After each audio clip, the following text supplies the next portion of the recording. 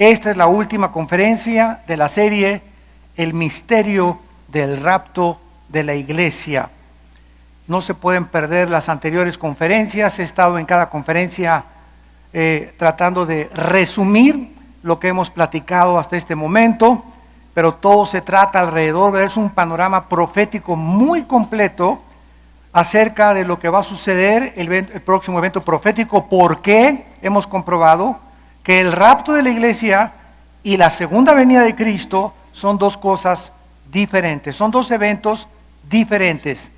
En la conferencia anterior, hace algunas horas, compartí 4 razones proféticas por qué van a ser diferentes. Así que podemos estar seguros ahorita que tal vez ahorita saliendo de la reunión, millones de cristianos desaparecemos.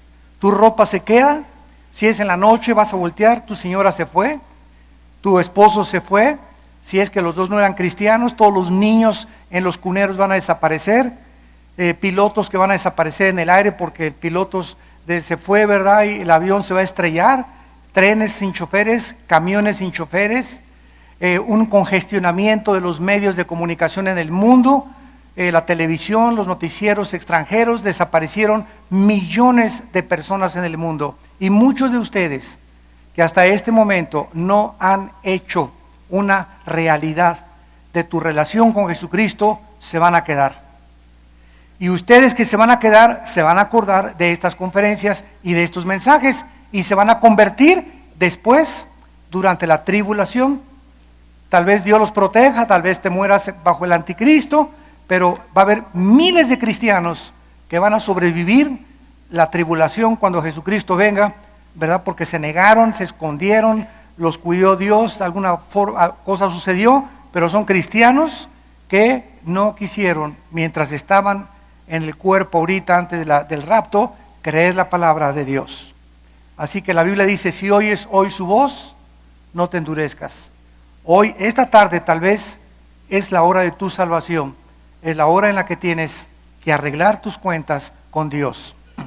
En esta última conferencia vamos a analizar lo que está deteniendo que el anticristo se manifieste.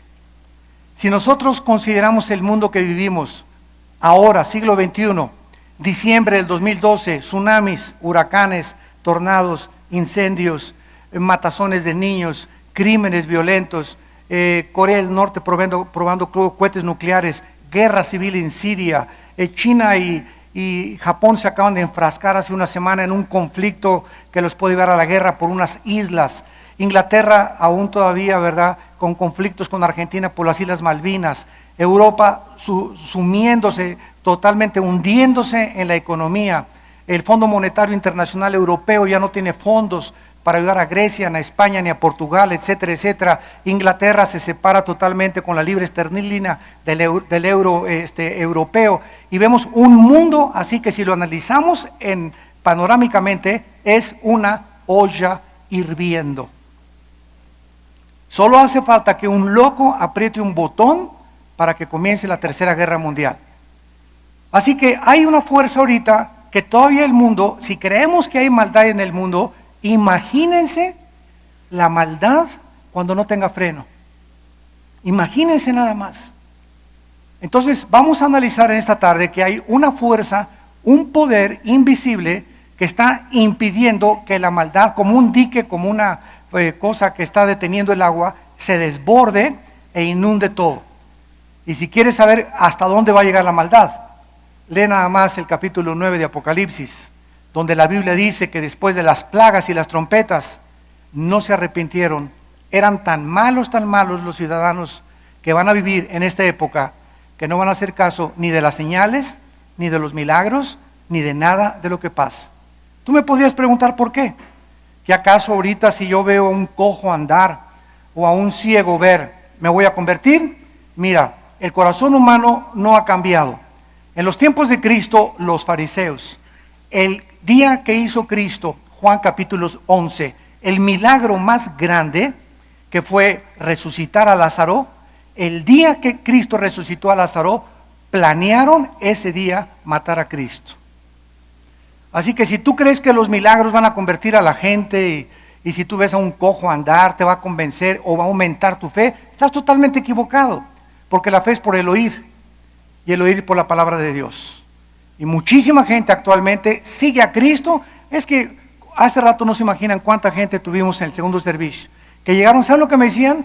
Pastores, que oímos que aquí liberan ustedes y sacan demonios. O sea, ya tenemos de sacachamucos. Ya nos van a decir los cazafantasmas al ratito, ¿verdad? En Villanueva para el mundo. O sea, ¿cuánta gente viene así? Oímos que porque ustedes liberan, o sea, vienen a eso, a que les saquen los demonios. Y sabes una cosa, la liberación no es una panacea. Y nosotros, claro que liberamos y tenemos un ministerio muy fuerte de liberación, pero nunca liberamos a una persona que no sea de la iglesia. En segundo lugar, si es de la iglesia, tiene que discipularse por lo menos 6 meses y saber que tiene un buen testimonio. Porque no es un regalo, solamente sáqueme el chamuco de retortijón que tengo aquí, o sáqueme el chamuco de gula, o sáqueme el chamuco de pornografía. No funciona de esa manera. Tenemos una responsabilidad moral para santificarnos delante de Dios. Y los demonios se salen de tu vida cuando te rindes al señorío del Hijo de Dios. En segunda de Tesalonicenses, capítulo 2, versículo 1 al versículo 12, dice el apóstol Pablo: pero con respecto a la venida de nuestro Señor Jesucristo y nuestra reunión con Él, les rogamos, hermanos. Aquí Pablo está hablando del arrebatamiento. Como sabemos, está mencionando la parusia, que es la palabra para venida en griego, y la reunión, que es episunojag, que significa en el griego juntarse con Él en el aire. Entonces hay una reunión cuando Cristo se junta con su iglesia, que va a ser en el aire, en el arrebatamiento. En el rapto, Cristo no toca los pies en el mundo. Se queda en el aire, nuestros cuerpos son transformados, viene con tu espíritu y con tu alma si mueres antes, y en el aire se junta tu espíritu con tu alma. Los que estemos vivos somos resucitados y completamente transformados, sacados de nuestro cuerpo, con un cuerpo semejante al cuerpo de la gloria suya, con las características del cuerpo que Cristo tenía. En minutos y en segundos nos reunimos con Él y nos vamos al cielo, mientras aquí en la tierra pasan 7 años de tribulación. Y mientras estamos en el cielo, vamos a pasar el tribunal de Cristo, donde vamos a ser evaluados. Romanos 14:10, 1 Corintios 3, del 10 al 14. Vamos a ser evaluados, 2 Corintios 5:10 también. Y ahí Cristo nos va a recompensar según lo que hayamos hecho mientras estamos en el cuerpo. Después de nuestra evaluación, vienen las bodas del Cordero. Y ya que celebremos las bodas del Cordero y estemos preparados, bajamos con Cristo, bajamos con Él en su segunda venida al terminar el Armagedón, a reinar con Él durante 1000 años. Entonces Pablo está hablándoles a los cristianos de Tesalónica, porque lo sabían los falsos profetas, esa cantidad hay una apostolitis ahorita que no se imaginan. Una vez me dijeron en un país de Sudamérica que yo era apóstol, y les dije que no, de ninguna manera, que yo era querubín. Virgen del Socorro. Con respecto a la venida del Señor Jesucristo y nuestra reunión con Él, les rogamos, hermanos, que no se dejen mover fácilmente de vuestro modo de pensar, ni se conturben ni por espíritu, ni por palabra, ni por carta, como si fuera nuestra. O sea, aunque alguien diga que es apóstol, dice Pablo, o que diga que habla en el nombre de Dios, si no se ciñe y se somete a la Biblia, no viene de Dios. Que tuve una visión, tu visión tiene que concordar con las profecías bíblicas. Que tuve un sueño, tiene que concordar con las profecías bíblicas, porque es la palabra profética más segura, a la cual deberíamos estar atentos como la única luz. La única luz en el mundo ahorita es este libro que tengo en mis manos, las Sagradas Escrituras. Fuera de aquí, ni los códices mayas, ni tu padrino Walter Mercado, ¿verdad? Ni los aztecas, ni Nostradamus, ni los visionarios, ni los astrólogos, ni los brujos, ni los hechiceros. La única luz que Dios nos ha dejado es su palabra. Aléjate de este libro, no vivas cerca de este libro, y va a venir el diablo a tentarte para que encuentres un camino o un atajo para que te brinques la Biblia y creas que hay una santificación sin pasar por la Biblia.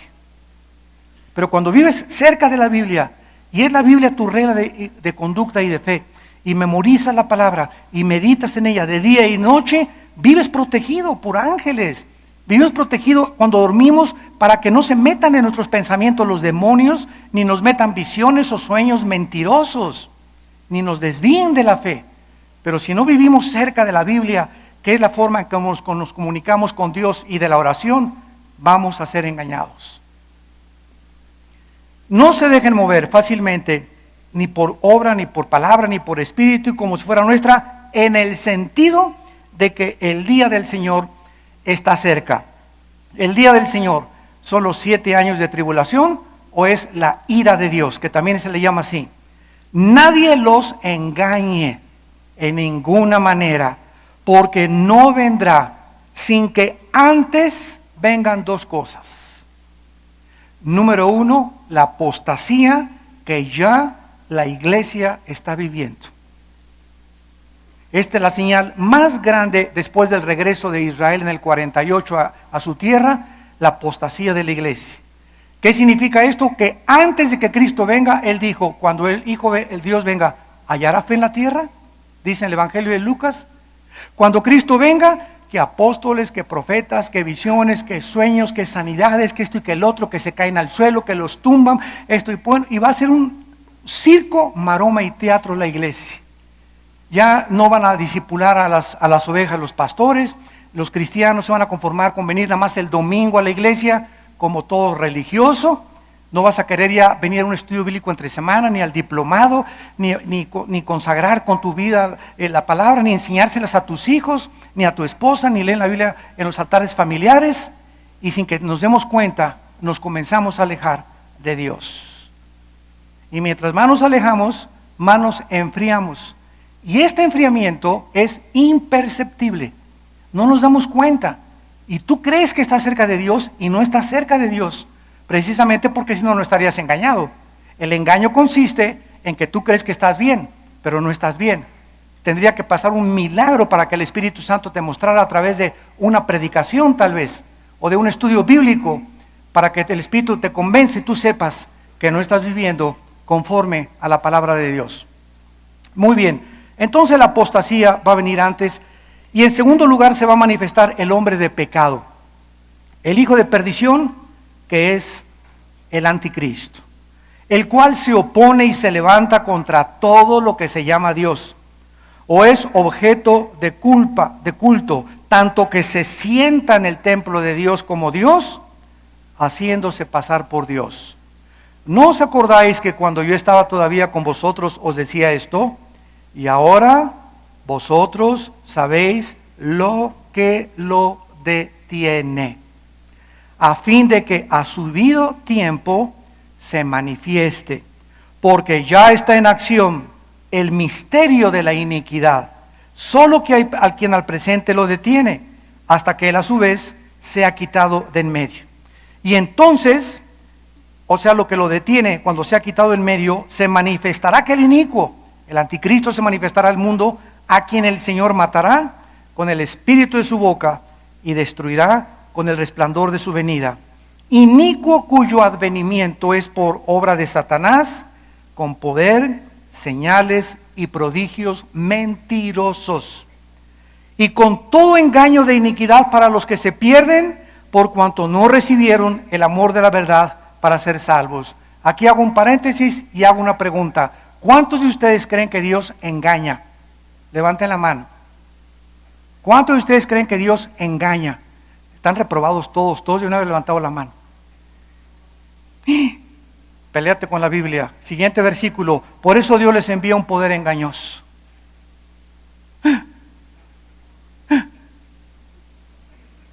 Reprobados. No, Dios no puede engañar. Cuando tú insistes en una conducta, Dios te envía un poder engañoso para que seas engañado más. Es Dios, no el diablo, que dice que Dios va a enviar al mundo un poder engañoso para que crean la mentira. ¿Cuántos cristianos se fueron a Chichén Itzá? ¿Qué les pasó? ¿No eran cristianos, no eran hijos de Dios? Claro, pero tenían tiempo ya trastabillando y lejos de la Biblia. Y de repente vienen esas cosas y se dejan ir por esa corriente y allá van a cargarse energía y van a creer esas cosas. ¿Por qué? Porque el mismo Dios que nos ha prometido guiarnos por el Espíritu Santo, cuando tú lo desechas a Dios y desechas su palabra, Dios entonces te empuja para que creas más engaño y seas más engañado. Y dice aquí por qué: por cuanto no quisieron recibir el amor de la verdad para ser salvos. Por eso les envía Dios un poder engañoso a fin de que sean condenados todos los que no creyeron a la verdad, sino que se complacieron en la injusticia. Muy bien. El tema final de esta serie será el poder invisible que está deteniendo la manifestación del anticristo y tratar de descubrir a través de las escrituras de qué se trata este poder y cómo está operando en el mundo invisible. Vean ustedes en primer lugar algunos puntos que nos van a ayudar a descubrir qué es lo que está deteniendo la maldad. Número 1, lo que lo detiene está impidiendo que el anticristo se manifieste. Número 1. Número 2, esta frase, lo que lo detiene, se encuentra en verbo masculino y neutro en el original griego, sugiriéndonos un principio. Número 3, lo que lo detiene tiene que ser quitado. Y número 4, lo que lo detiene forzosamente tiene que ser algo muy, pero muy poderoso. Porque solo una fuerza omnipotente y poderosa puede quitar esto o puede estar deteniendo la maldad. Estas 4 claves nos permiten solo una identificación satisfactoria para poder determinar que esta fuerza que está deteniendo al anticristo es el Espíritu Santo que mora dentro de la iglesia. En el momento en que la iglesia sea arrebatada, entonces se va a desbordar el poder de la maldad sobre el mundo. Alguien podría preguntar: oiga, pero que el Espíritu Santo no es omnipresente, ¿cómo puede el Espíritu Santo desaparecer? Y en la tribulación, ¿quién va a convertir a las personas? Bueno, acordemos de algo, ¿verdad? Lo que lo detiene es la iglesia mientras damos testimonio. Mateo 5, del 13 al 14. ¿Qué dijo Jesús de la iglesia? Ustedes son la sal de la tierra. ¿Qué es la sal? Los que son químicos, ¿verdad? Es una sustancia, ¿verdad? Es un elemento, la sal, que impide la putrefacción de la carne.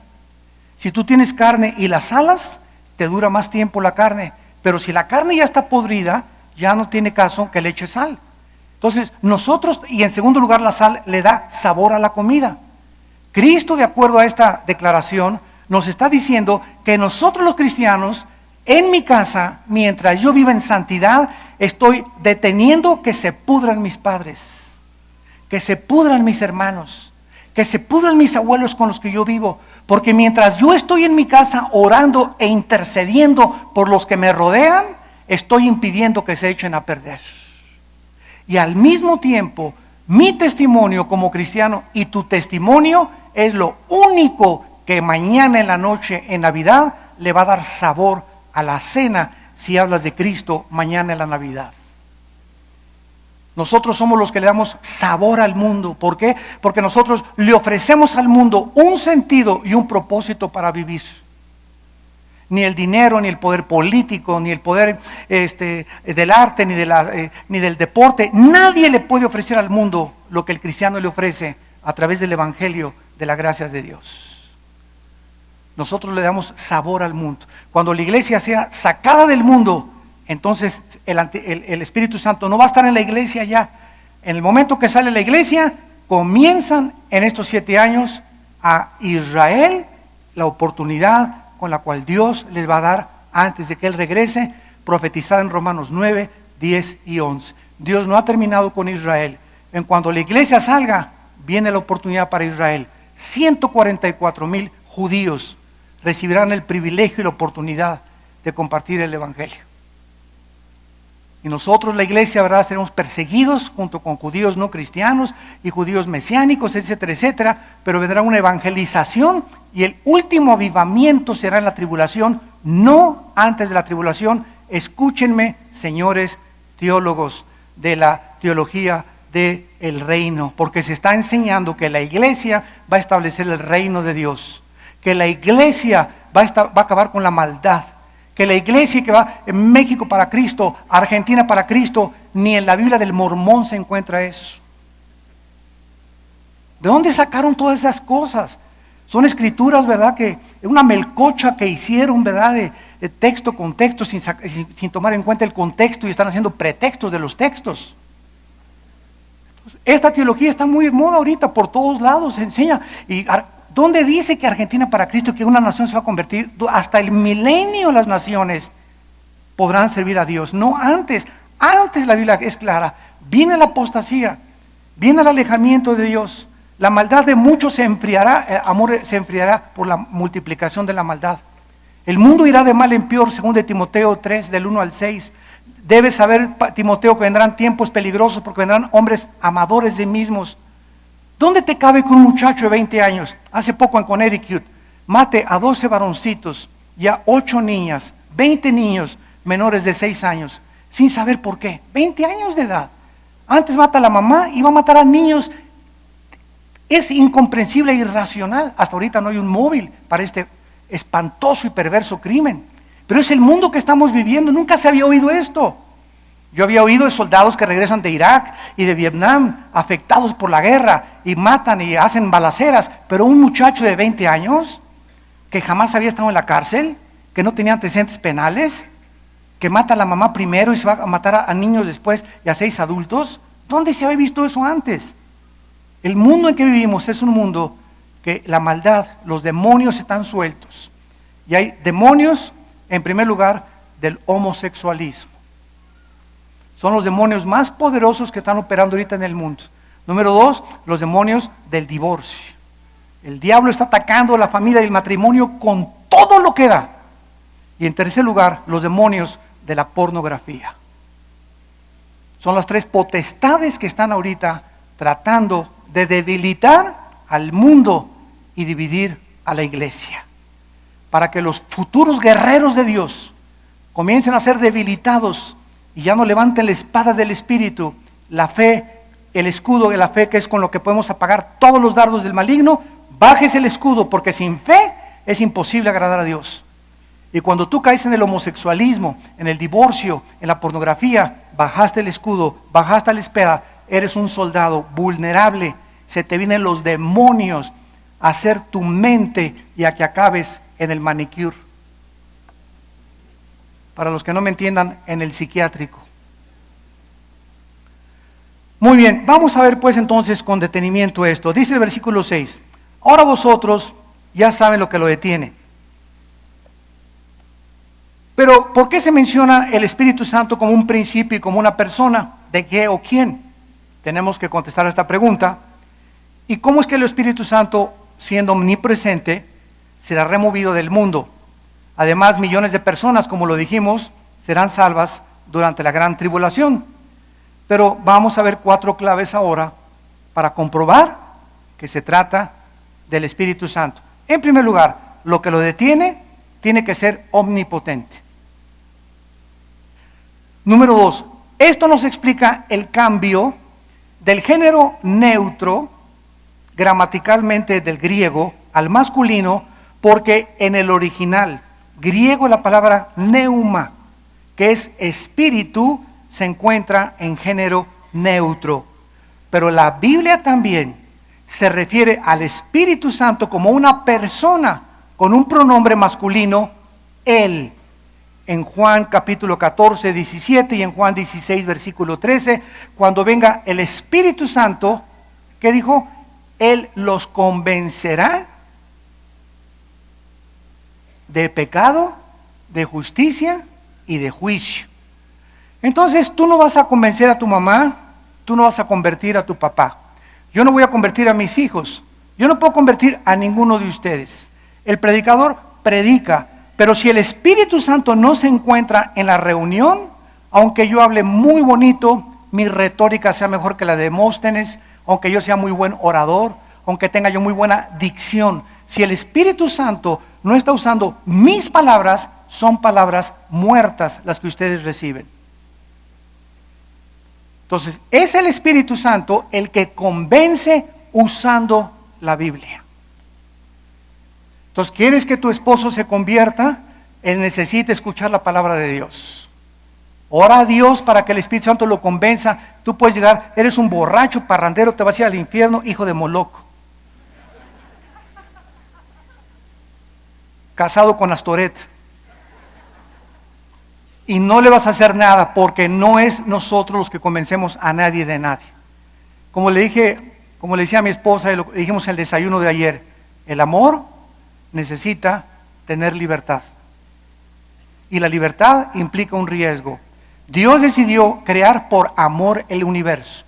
Y en el momento en que Dios decidió que el universo fuera creado por amor, Él corrió un riesgo de crear criaturas que no fueran robots, sino que les diera la libertad para que escogieran amarlo libremente, sin coerción ni manipulación. Porque si tú obligas a alguien a que te ame, lo estás obligando a ser religioso, pero tiene que nacer del corazón. Si tú me das algo por obligación, diezmo porque tengo que diezmar, ya no es por amor, no es porque estás enamorado ni agradecido a Dios, sino por obligación. Si tú amas a alguien porque necesitas amarlo, ya tampoco es del corazón. Y Dios quiere que todo lo que hagamos sea del corazón. Entonces, este es el riesgo que Dios corrió. El momento en que le daba libertad a la criatura, Él corría el riesgo de que la criatura revelara sus leyes y que la criatura abusara de esa libertad, que es lo que dio origen a la maldad. ¿Me siguieron? Apúntalo. La maldad es el resultado del abuso de la libertad que Dios nos dio. ¿De dónde salió la maldad? Es el abuso de la libertad. Dios no es el autor del diablo. Dios no creó al diablo. ¿Sabían eso? Amén. Amén. Dios no creó al diablo. Dios creó a un ser querubín perfecto, con la libertad de que lo escogiera amar. Y cuando Lucifer rechazó a Dios, Ezequiel 28, Isaías 14, del 12 al 14, en ese momento Lucifer se convirtió en el adversario de Dios, que significa la palabra diablo o acusador, Satanás. Pero no creó a esa persona. A ti, digo, yo soy homosexual por los genes, heredé los genes y por eso soy homosexual. Y nací desde que nací, ¿verdad? Caminaba así medio chuequito. ¿Sabes una cosa? Que si llegamos a echarle la culpa a los genes y le llegamos a echar la culpa a algo que está fuera de nosotros, en ese momento, sígueme con cuidado, en ese momento dejamos de ser personas responsables moralmente. Ya tengo a alguien a quien echarle la culpa, a los genes, al medio ambiente, a que me violaron, a lo que tú quieras. Pero Dios dice que somos responsables moralmente de nuestras acciones. Entonces, si te violaron y comienzas a caminar chueco, ¿verdad? La sangre de Cristo te puede enderezar. Y si alguien te aflojó los tornillos aquí, te dice que eres muchacha, bájate los chones en el espejo y el espejo te va a decir que eres hombre. Entonces, si el espejo te dice que eres hombre y aquí te dice que eres niña, ¿verdad? Porque traes un tornillo suelto y que solo Dios te lo puede apretar, no el psiquiatra, ni el psicólogo, ni las drogas, ni nadie. Solo Cristo y su sangre te pueden sanar. Muy bien. Entonces, vemos claramente, ¿verdad? Que la menciona al Espíritu Santo como una fuerza que tiene el pecado. Génesis 6:3. Desde el principio de la creación dijo Dios, mi espíritu no contenderá, ni estará luchando contra Pedro, ni contra Carmelita, ni contra Juan, para tratar de convencerlos a que sean cristianos. No, Pedro, no, Carmelita, no, Juan. ¿Sabes una cosa? Tú eres libre. Yo te voy a predicar y tú vas a escoger. Yo no te voy a ejercer coerción ni manipulación. Tú vas a determinar en tu corazón que tú estás mal y que yo soy Dios y que me tienes que servir y que no eres Dios. Y entonces podrás libremente amarme, servirme y conocerme. Pero Dios no puede forzar a nadie, porque si forza a alguien, se coartaría nuestra libertad. ¿Por qué Dios no detuvo a este muchacho en la matanza de Connecticut, que mató a 20 personas? Me lo han preguntado y yo les concedo toda la libertad de preguntar.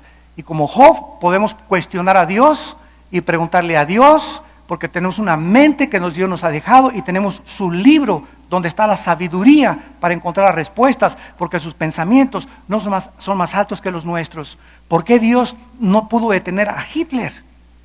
Cuando estábamos mi esposa y yo en abril de este año en Jerusalén, entramos al Museo del Holocausto y había dos judíos platicando en inglés, y uno de ellos le dijo al otro judío en inglés, yo estaba junto con nuestro misionero que tenemos en Israel, con Víctor Mojica, y le dijo, yo por eso me convertí en ateo, porque me he preguntado, ¿dónde estaba Dios en el Holocausto? ¿Por qué nos dejó morir a 6 millones de judíos? ¿Por qué permitió Dios que metieran a los hornos crematorios a los niños, a las mujeres y a los hombres? Y entonces le contestó a su amigo, que por eso era ateo. En ese momento intervine en la conversación y le dije, permítame darle una sugerencia. Si usted sigue afirmando que Dios no existe, significa que los nazis nunca serán juzgados, que no hay juicio y que el mal se acabó con la muerte. Pero si Dios es Dios y vive, Jehová de los ejércitos, Yahweh o Yeshua Mashiach, Jesús el Mesías, entonces yo tengo esperanza que esos nazis van a ser juzgados. Y se volteó el Señor y volteó a ver al otro amigo y vi que 2 lágrimas se le escurrieron de los ojos. Ya se quedó callado, no dijo nada. Pero de repente como que tuvo la luz, es verdad. Tengo un coraje que murieron a mis abuelos, murieron mis sobrinos, murieron mucha gente ahí en los hornos crematorios. Pero si yo sigo creyendo que no existe Dios, entonces no hay justicia en este mundo, ni debo esperar justicia para la otra vida. Pero si creemos en un Dios, el juicio viene para los malos que se salieron con la suya en esta vida. ¿Por qué Dios no detuvo a ese niño que mató a los 20 niños? ¿Por qué no lo detuvo? Porque si Dios hubiera tratado de detener a este muchacho criminal, en ese momento Dios le roba a ese muchacho su libertad de acción. Y ese muchacho entonces tendría Dios que detener a todas las balas que pasan, a todas las guerras, y que nunca hubiera muertos ni aviones que se caigan, porque Dios ya interviene detiendo la maldad. Pero Dios ha determinado que lo que hagan las criaturas son sus acciones, no son culpa de Él. En cuanto a estas 20 angelitos están con Dios ahorita, aleluya, aleluya, allá en el cielo. Y es la esperanza que tienen todos esos pobres padres, que sus hijos, sus bebitos lindos, preciosos, están adorando a Dios. Como le dijo David cuando se murió su hijo, hijo mío, tú no vienes a mí, yo voy a ti algún día. Y nos vamos a reunir todos. Y si no tenemos esperanza, comamos, bebamos y divirtámonos, porque la vida no tiene sentido ni propósito. Muy bien. Vemos entonces que el Espíritu Santo usa a la iglesia como el principal instrumento. Ahora bien, ustedes en el versículo 7 de nuestro pasaje, que el apóstol Pablo nos dice que hay una energía a los que les interese la palabra acción. Ya está en acción, es la palabra energeo en el griego. Está una energía actuando en el mundo que se le llama el misterio de la iniquidad. La palabra iniquidad, anomia, en el griego es rebelión. Dice la Biblia, y nos corre las cortinas la Biblia, hay en el mundo que no vemos nosotros, a nuestro alrededor, hay una energía satánica operando en el mundo, tratando de engañar a filósofos, a ateos, a pornografía, perversiones sexuales, engañando a los seres humanos de diversas formas. Es una energía que es real, que está en operación, y que esa energía puede llegar inclusive a un punto donde tú te quieras suicidar. Esa energía se convierte, ¿verdad?, en tus pensamientos en algo incontrolable, que ya no puedes con tus pensamientos. Y entonces viene la sustitución de la sangre de Cristo por los psicólogos y los psiquiatras. Y llevan al cristiano, al psiquiatra, al psicólogo, y para acabarla de amolar, acaban hasta con Walter Mercado. Cuando el problema de esa persona, ¿verdad?, no está en su psique. Esa persona es neuroasténica, o te volviste psicótico, o eres paranoico, crees que todo el mundo está contra ti, y andas a la defensa contra todos, ya no confías en nadie, o eres una persona esquizofrénica, que significa con doble o triple personalidad. En la mañana del trabajo eres una persona, eres Gutierritos en el trabajo, en la tarde eres otra persona, llegas a tu casa y eres otra persona, llegas a la iglesia con cara de Crisóstomo o con cara de Santa Rita de Casi. Tienes 4 o 5 personalidades y la psiquiatría les llama desórdenes múltiples de la personalidad. ¿Por qué tienes esos cambios de personalidad? ¿Por qué de las 10 a las 12 eres una persona y a las 3 como que algo te pasa de las 3 a las 6 y te enchamucas y gritas y a las 8 de la noche te calmas? ¿Saben por qué? Porque la Biblia nos enseña que los demonios nunca trabajan en un ser humano las 24 horas. Las personas que tienen problemas con demonios, los tienen unos de las 10 a las 12 del día nada más, otros de las 3 a las 5 de la tarde y se salen, otros llegan a la iglesia, salen y están esperando ahorita que te salgas. Y les hablo en serio. ¿Cómo lo sabemos? Por el gadareno. El endemoniado gadareno, que con piedras, ¿verdad?, se cortaba y se rajaba, e impulsos de suicidio, si se iba al cementerio, etcétera, etcétera. El gadareno, ¿qué problema tenía? Pero cuando vino Jesús, ¿verdad?, los demonios lo dejaron. Y él tuvo la oportunidad de venir a Jesús.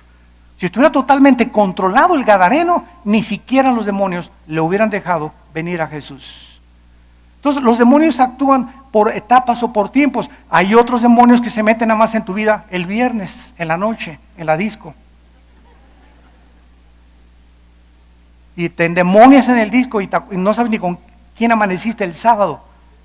Entonces los demonios actúan de esa manera. Es un misterio, ¿verdad?, que está operando en el mundo y está tratando de robarnos nuestra integridad y nuestra personalidad. Los demonios están interesados en que no seas la persona que Dios quiere que seas. Quiere desbaratar tu personalidad, desintegrarte, denigrarte, bajar tu autoestima hasta los suelos, decirte que no sirves para nada. Te divorciaste y te va a decir el demonio, todos los hombres tienen cara de tlacuaches. Todos son iguales.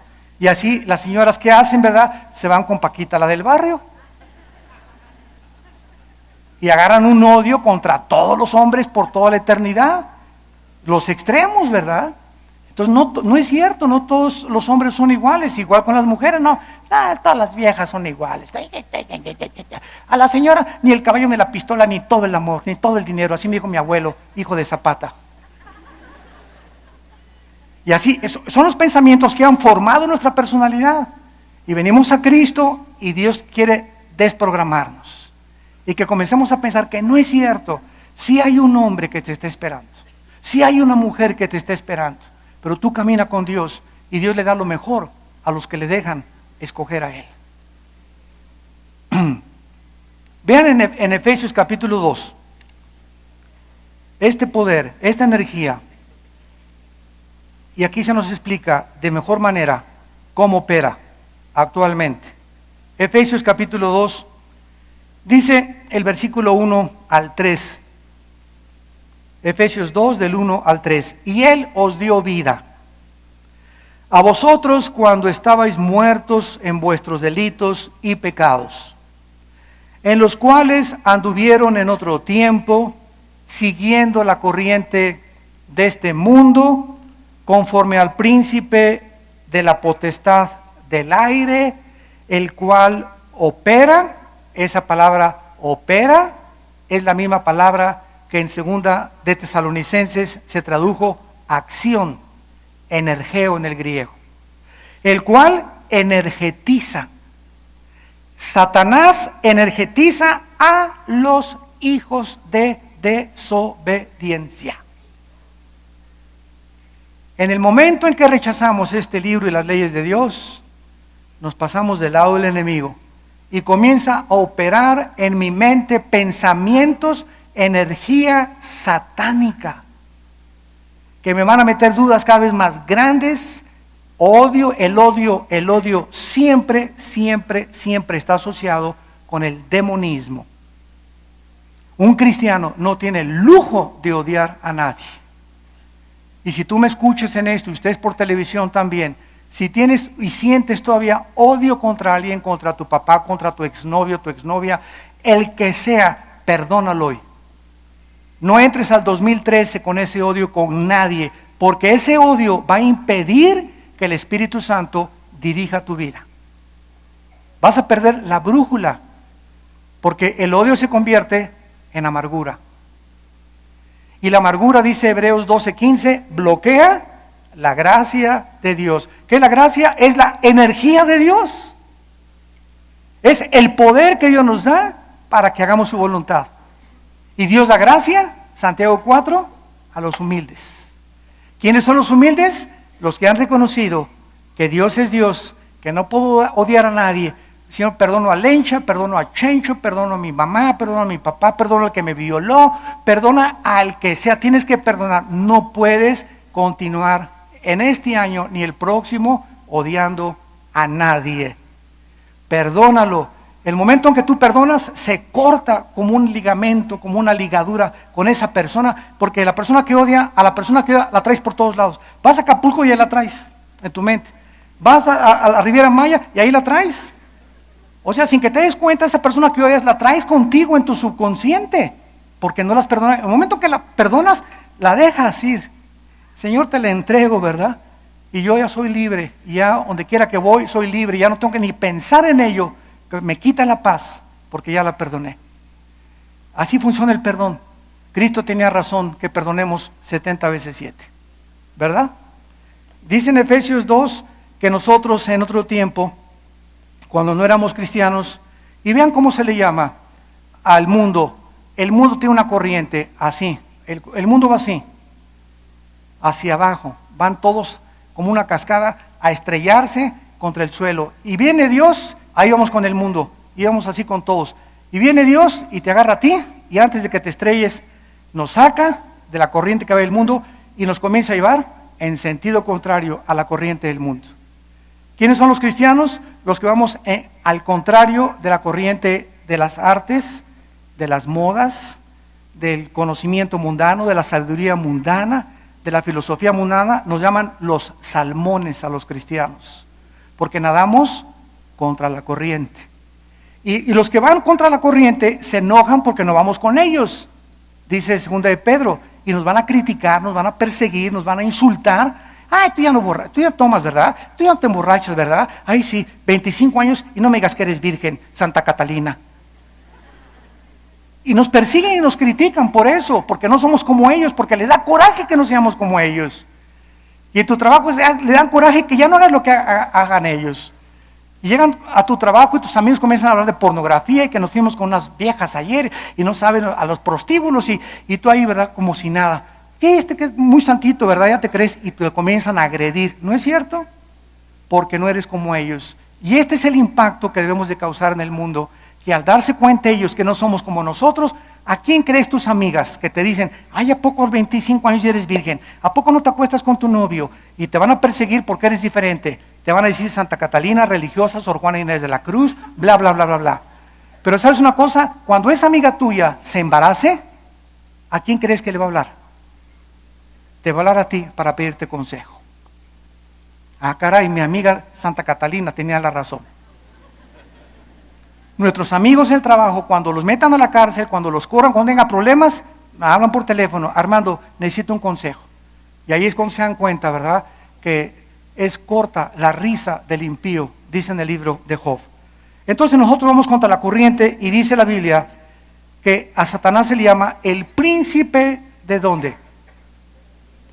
Esta palabra aire, aer en el griego es atmósfera. A ver, vamos bien.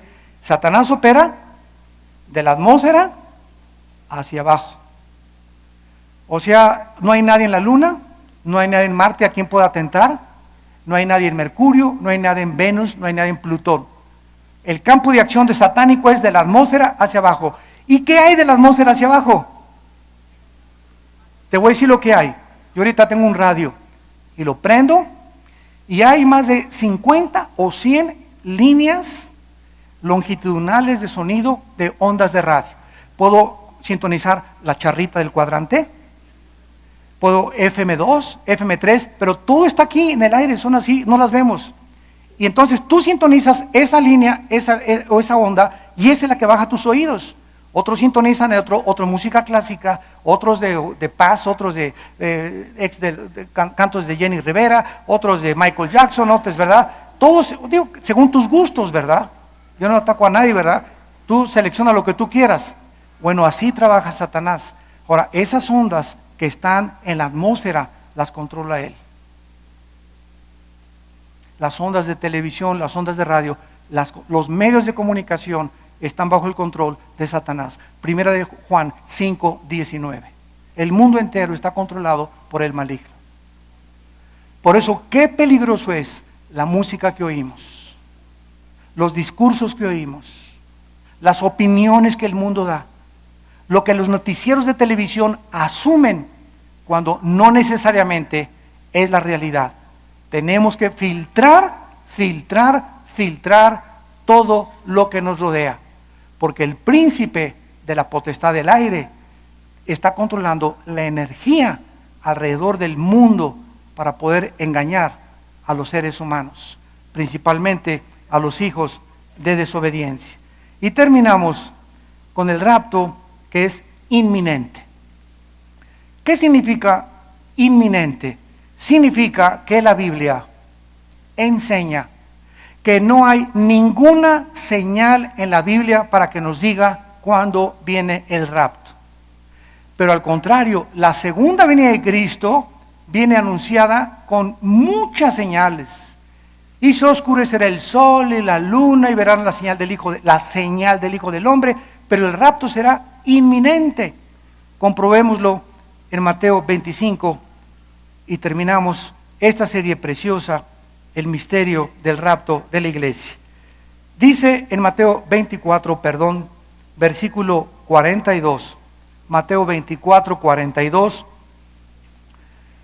es Cristo hablando: velad porque no sabéis